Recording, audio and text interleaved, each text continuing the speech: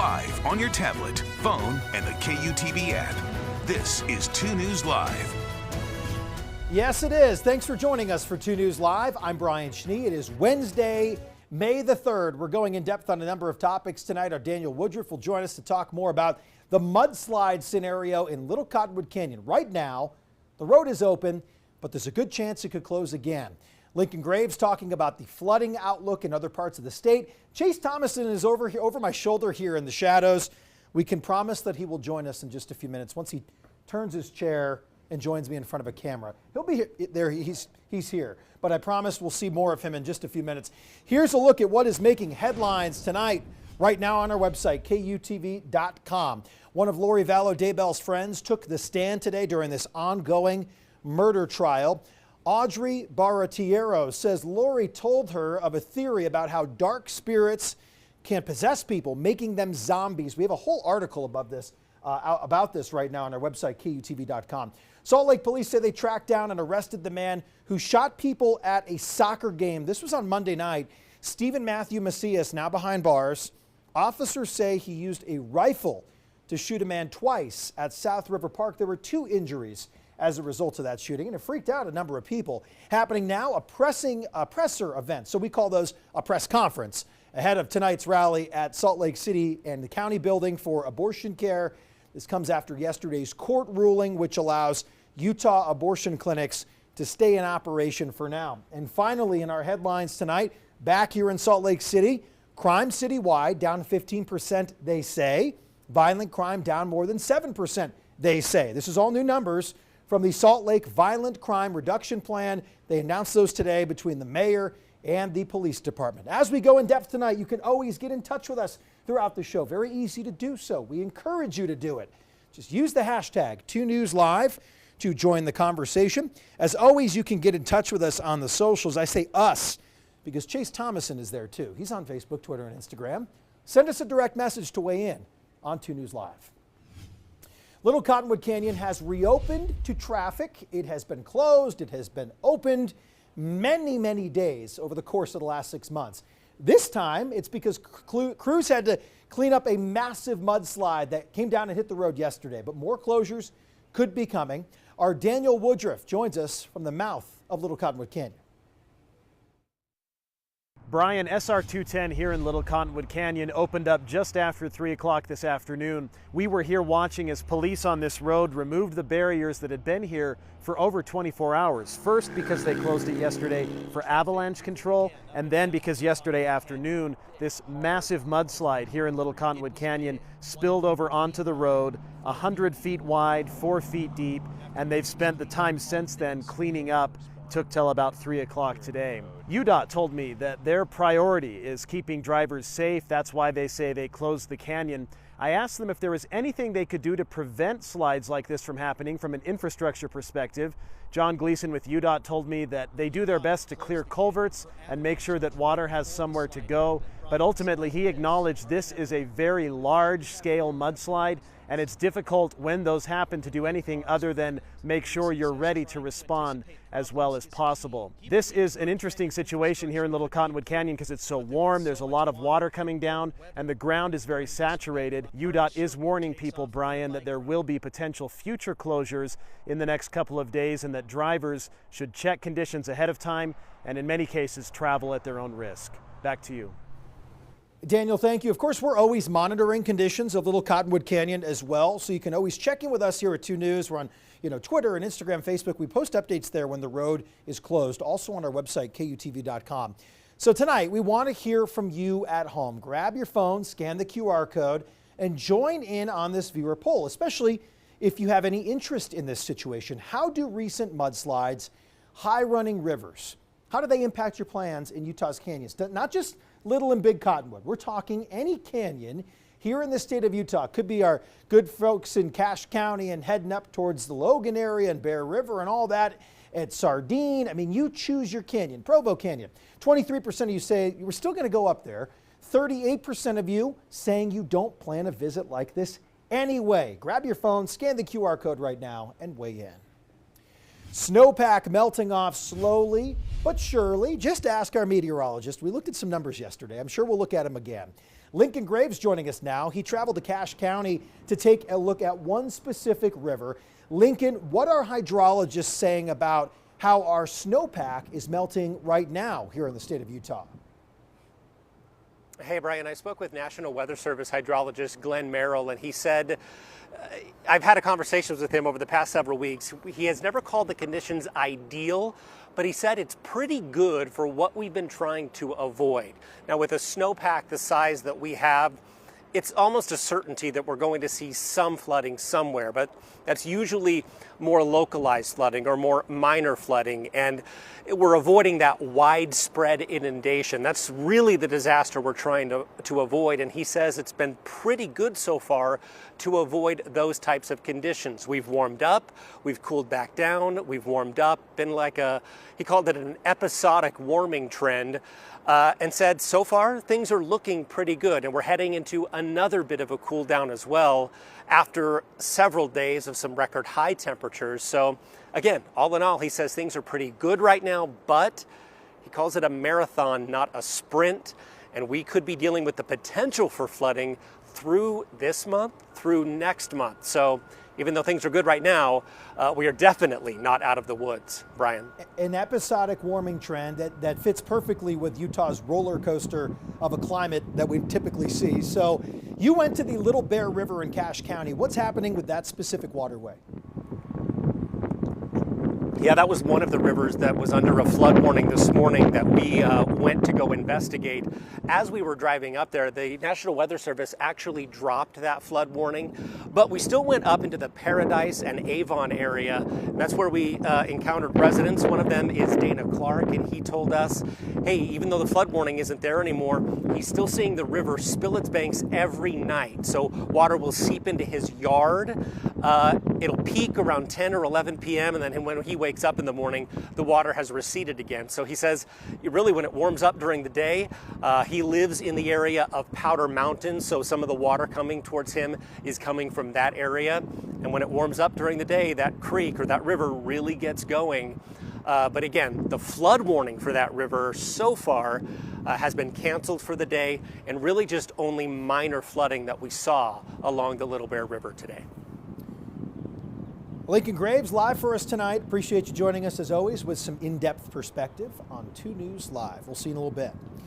Chase Thomason here now, talking about water, talking about flooding, talking about this. Yeah, that's the Weber. That's good. A few of these flood warnings have been dropped. So we saw those flood waters get a little bit higher, approach flood stage, minor flooding, but we're not seeing that widespread flooding at a lot of these creeks and rivers, at least right now. And we do have some cooler temperatures that'll be moving in, so things will slow down just a bit, but we still have a lot of snowpack left to melt. Is there still a concern for tomorrow morning for Immigration Creek? I know that was an initial concern. Yeah, there's initial concerns, but again, the forecast is for minor flooding. We're not really seeing moderate or major flooding concerns at any of our rivers or streams here in Utah. Very good news, but we'll keep an eye on it, of course, as always. Want to show you some video of the Weber River yesterday. Funny, it was just behind us in a different spot.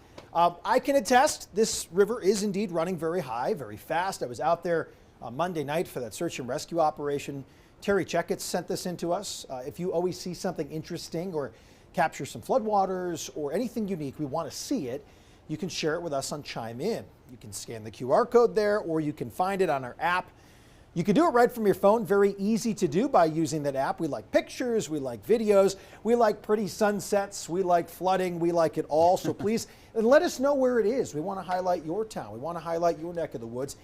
I'm seriously though, you know, Weber River, we saw it behind us. Right, where does it end up? Great Salt Lake. There you go. Yeah, and like a lot do that I've learned. Right. Actually, that's been a good learning opportunity for me over the last couple months. Finding out that so much of this water that is flowing should be going here. It is.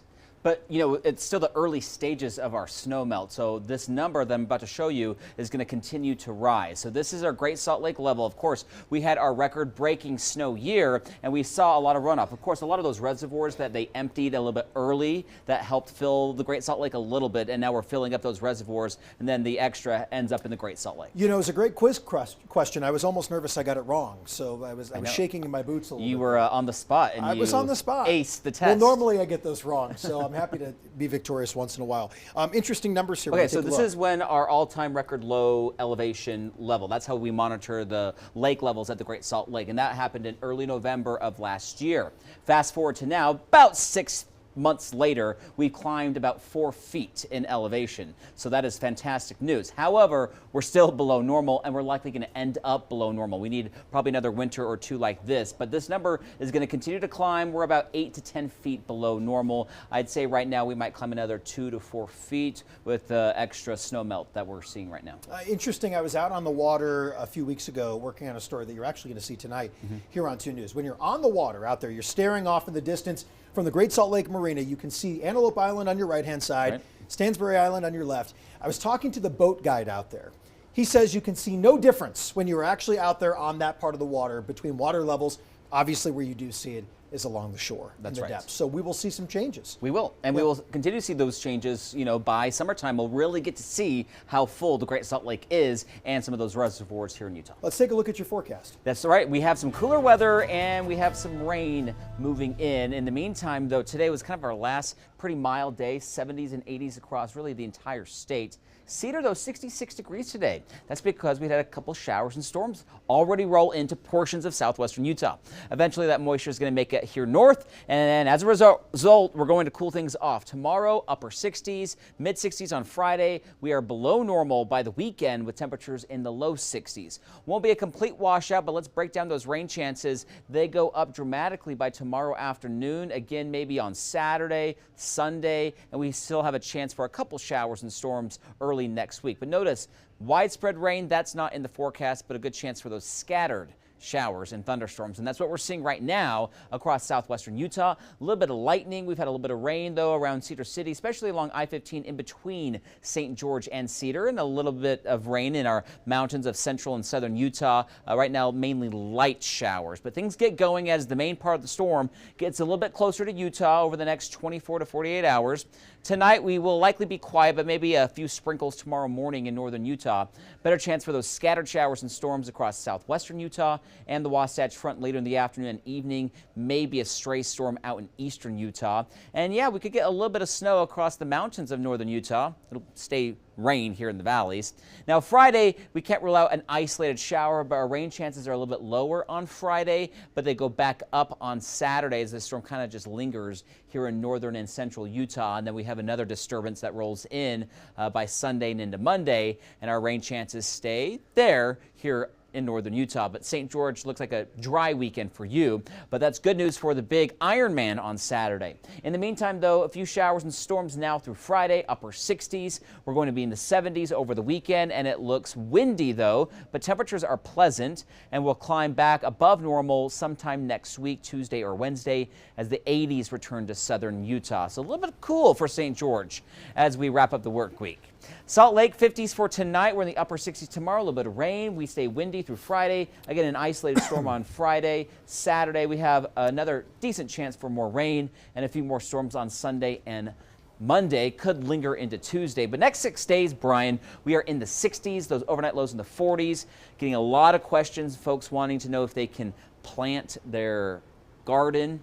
You know, the saying is maybe wait till Mother's Day, Memorial Day, but at least the next 7 to 10 days, I don't see any freezing temperatures or frost here in the valleys as those lows kind of stay in the 40s, and we do warm up, I think, later in the week. When are you competing in an Ironman? Never. My cousin does. Okay. Did. Down in St. George. Well, they do. I mean, I would love to do that, but I mean, let's work on the half marathon first. Sure, we can. Then maybe the marathon, the Ironman. That's like serious. I think a lot of people would get behind you if you train for something like that. Just document your journey and. I don't have the time. Too much golfing with Brian Schnee. Yes. Well, there we go. Hopefully, with a forecast like this, I won't turn it down. Remember to download our 2 News weather app to know about changes in your neighborhood. You can get updated forecasts, some live radar right to your phone. The app is free to download. As we see a warm-up here in Utah, many people are planning, they're booking reservations for their summer fun, but with a historic snowpack, what impact will that have? You look around the valley and the snow is all gone, but I recently went up to Spruce's campground in Big Cottonwood Canyon. Looks very different there. This campground will usually be busy starting around Memorial Day, but you couldn't even tell it was really a campground with all the snow still up to the top of the signage in the area. Even once the snow does melt, officials still have challenges before they can let people in those areas. Sometimes a heavy snowpack will damage structures, it'll collapse buildings, impact roofs, and then as the snow melts off, we could get some runoff damage. Well, tonight at 10, we talk with the folks at the U.S. Forest Service, Utah State Parks, even some boat guides at the Great Salt Lake. What the snow could mean for you as you plan your summer, and even if you already have reservations, be sure to join me tonight right here on 2 News at 10 o'clock. Let's take a look at what is trending on our website right now. It's KUTV.com. We'll get you there after we scroll on through. I want to show you the main featured story here is the one that Lincoln Graves was actually just talking about with the National Weather Service hydrologist, talking about the flood potential, things that you should be looking for, some great information in here. But the trending section that we're talking about is right over here. Family members have identified the woman they believe that was the result of a number of 911 calls Monday night around 5:45. I happened to be in that area around 7 as the search and the rescue mission really started to get underway. And then nightfall, things changed to a recovery mission. Libby Stimson, 28 years old. Her family has talked about her a little bit. Our Brian Malahy has been covering this for us, talked to her father today. So be sure to check out that story. Of course, it is trending right now. Nearby, an announcement from the Hogle Zoo. The elephants are leaving. There's a reason why, though. Click this article to check it all out. And of course, a number of other trending stories right now on our website. Remember, all of these stories are on our KUTV mobile app, which you can download on your Apple App Store or on Google Play.